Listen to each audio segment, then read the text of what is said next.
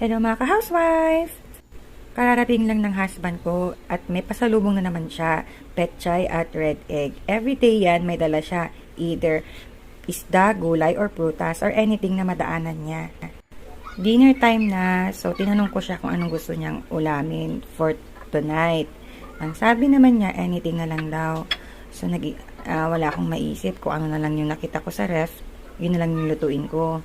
Yan, nagigisa na ako ng bawang. Tinabad na rin akong maghiwa ng bawang. Kaya ginanyan ko na lang. Dati kasi, pag umuwi siya, nakakaluto na ako. Kung anong nakita kong lutuin, niluluto ko na. Pero this time kasi, naging busy kami ng daughter ko sa school.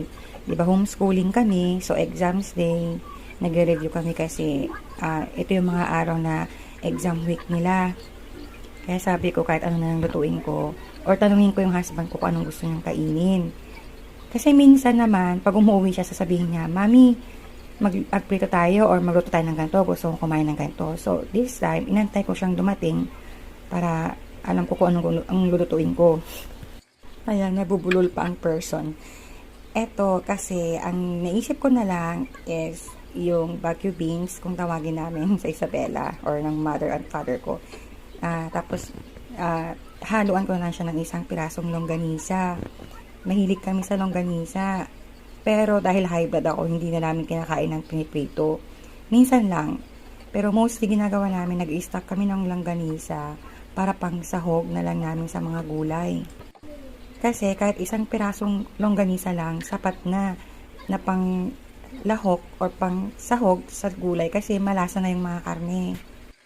Kapag ganito ang aming ulam, dapat gusto ng husband ko overcook or sobrang lutong-luto yung beans or kahit anong klase ng beans, Baguio beans or yung sitaw.